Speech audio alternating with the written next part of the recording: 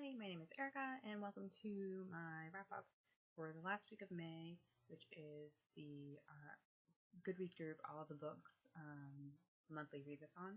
The theme this month was art, so it was suggested we read at least one book that was graphic novel or illustrated or something like that, of that nature, and I decided that I would just read all graphic novels and illustrated books and stuff like that.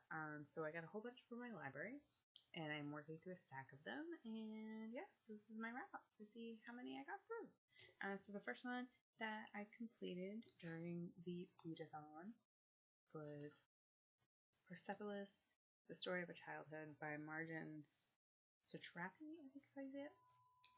So this is that one. They have Persepolis in like a complete novel set that has both books, but my library had part 1 and part 2, so I finished part 1. I gave it 5 stars. I think it's beautifully written. I think that it's just beautiful in general. It's all black and white. The illustrations are all black and white in it, but it's about her growing up during the Islamic Revolution in Iran, and it's really fascinating and kind of horrifying at the same time. I can't imagine having to grow up that way. It's just in general, it's that kind of thing. Like I got to the end of it and was like, I can't even, brain can't compute. Like it's one of those things. It was really well done, and I can understand why it was so critically acclaimed when it came out. And there's actually a movie version of it too that I remember it getting. I don't know if it won the Oscar for short film or if it was just nominated, but I think it won it. But I remember that too, so I'm actually going to check that out after I read the second half of this. And yeah, so that's the first one I read, and it was really great. So it's a good start to a readathon. So the next book that I finished during this year readathon, which, go figure, RibSat actually lasted an extra day, so I actually did some of these during RibSat too, I guess. But the next one I finished, and sticking with my art theme here, was Persepolis 2 by Marjane Satrapi. I hope I'm saying her last name right. So this is the story of return. This is the continuation of first Persepolis, which takes place from when she's like 10 to 14. And this one is after that, and well into her 20s. She's actually like 25 or 26 by the end of it. And it's just, again, fascinating. It's a really interesting story. She went through a lot. Just a lot for one person to have to go through, and to come out of it and do this, actually illustrate and write a book and everything and all of that. It's kind of awesome. It tells more about her story, like how she became an artist and going to school and all of that kind of stuff, and being educated and still like rebelling and being awesome in general. It was a really good read. I really liked it. Again, I liked it just as much as the other one. So good. It's just so good. I really like it. So, yeah, I don't really have anything else constructive to say. It's just so good. So, I finished a lot of books in the last couple of days, and I am kind of just recording this as I go because they're library books, so I keep reading them and returning them, just so I don't, like, lose them in files and stuff. So the next 3 books that I read, I actually read them, I think, all yesterday, for the most part. Oh, no, I read one more after Persepolis, and then I read the other 2 yesterday. I actually went to the beach yesterday. It was so nice. And I read a book while I was at the beach. And then, yeah, so I've been, like, flying through these graphic novels, which is nice. It's nice to get a whole bunch read and to feel like I'm reading a bunch. So the next thing I read was actually, it was a children's book, it's a picture book. It's called Sydnor Enda. That's hard to say. It's by Ellen Jackson. Again, these are library books that I already returned, so I figure I should talk about them now before I forget. So Sydnor Enda it's a retelling of Cinderella, but it's about her neighbor. So Cinderella is the one that lived with the crazy stepsisters, all the stuff. Sydnor Enda lives next door, and she is a much more empowered female figure, meaning, like, instead of using a fairy godmother to get the thing, she just saved up some money that she made by doing some odd jobs when she was done with her chores and stuff, and bought herself a nice dress And she wore her really comfy, fun, kind of fancier loafers, and she went to ball, and the prince really bores her, and it was really, really cute. It was fun. It's a kid's book. It's 15 pages, I think, total. The illustration was beautiful in it. I don't remember who the illustrator was, and I didn't write it down. But just the story in general was really nice. I thought it was really well done. It was a nice way to, I guess, make the princess just more of a.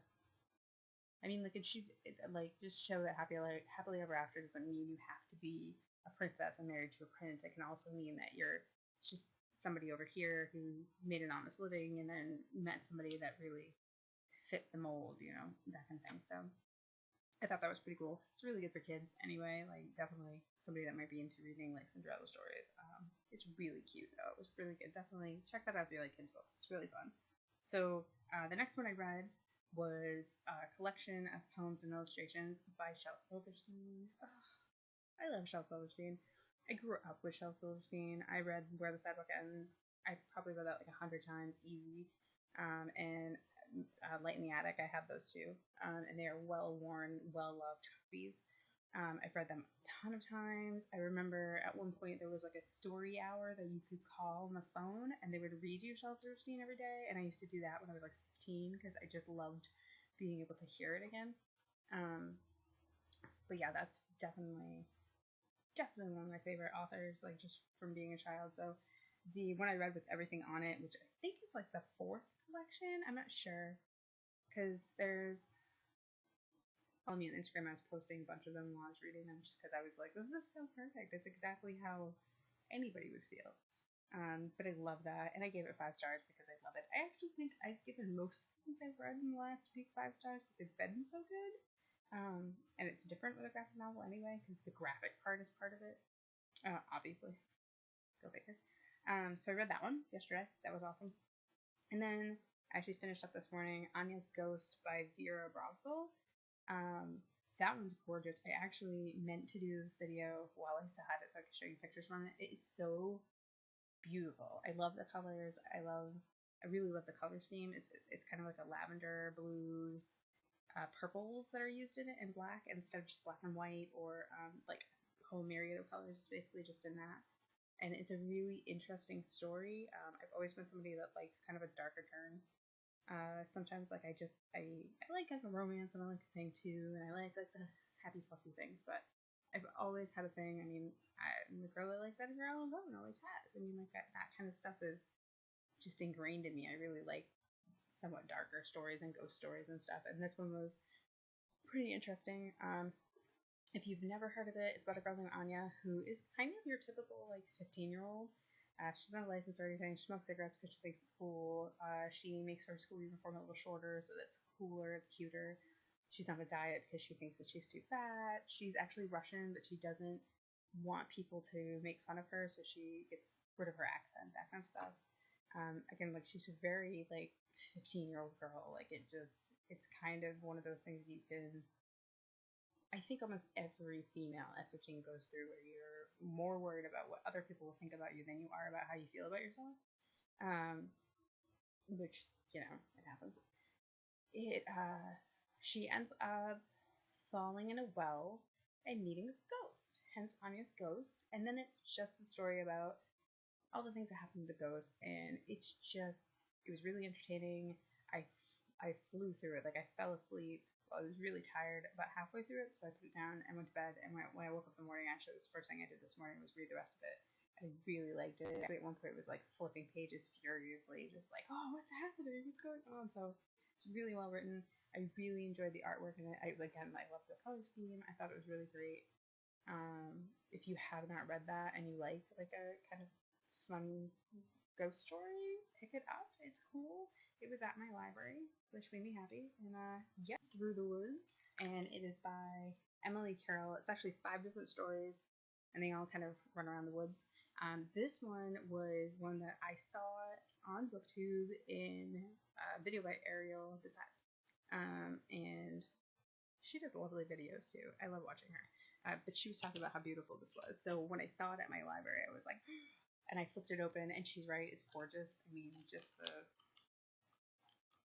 just like it's so pretty. I like it a lot, and I actually really like the font. To be completely honest, like I really like. I started to read it and I was like, I really like the script that they're using. Like it's just, it's got that feel like this is gonna be kind of creepy, and it's fun, and it's a really really good read. I sat down and started to read it and went, yep, that's gonna be done at about 20 minutes because it's so good. I really really really really like this. So then I read Hidden by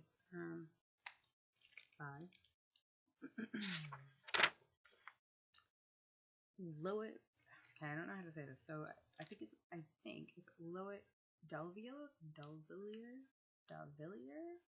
maybe. It's written by and illustrated by Mark Lozano, and then colored by Greg Salcido and translated by Alexis Siegel. And it's a child's story of the Holocaust. So it's about a little girl who sits down with her grandmother, and her grandmother tells her story of when she was little and how her parents hid her in a cupboard to keep her away from the Nazis and things like that. It's kind of interesting because the stars that they wore, like parents told her they were sheriff stars, and it was that. I think I gave this 3.5, 4 stars because I felt like the story ended really abruptly, and there could have been, I guess, a little more to it. Even though I know it's kids book, but it still could have had a little, like it ended really abruptly. Because I was like, wait, was that the end of the story? And artistically wise, like this little girl is the one that they're talking about during the Holocaust. That's why she has her little star on, which they tell is a sheriff star. It's really cute. It's a really cute explanation, but it leads to a lot of confusion. But this little girl, the little girl she's telling the story to, the illustration is almost exactly this. So it was difficult to see that like it moved to the next story or whatever. It was a fairly good book though. It was a different take, I guess, on telling the Holocaust story because it's definitely from a kid's point of view. So it's explaining the way it happened when she was a kid instead of like an adult explaining it as an adult, if that makes sense. So there's that. Star Wars Jedi Academy. I think this is called The First Year.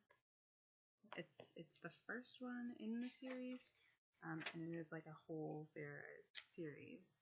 It's not actually called that, but it is The First Year. And it is like a full series. It's by Jeffrey Brown. I got this because I love the Origami Yoda series so much, and when I was at my library, I saw it, and I've been wanting to check it out just because I like Star Wars, and Star Wars is fun. Star Wars is something my sister was always into from her childhood, so it like just grazed into mine because of that. And then during like my teens is when the prequel trilogy came out, and I actually really like that. So there's that too.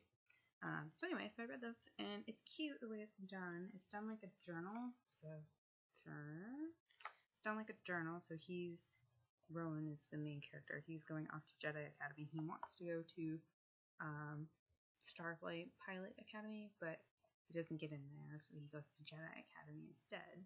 And he ends up like it's just a story of going to there, and it's cute. It's got it's definitely like it's a little comic thing to show the story's progressing, but then it also has like his journal in it and things like that. And he is an artist, so he draws. So there's lots of cute little drawings and stuff.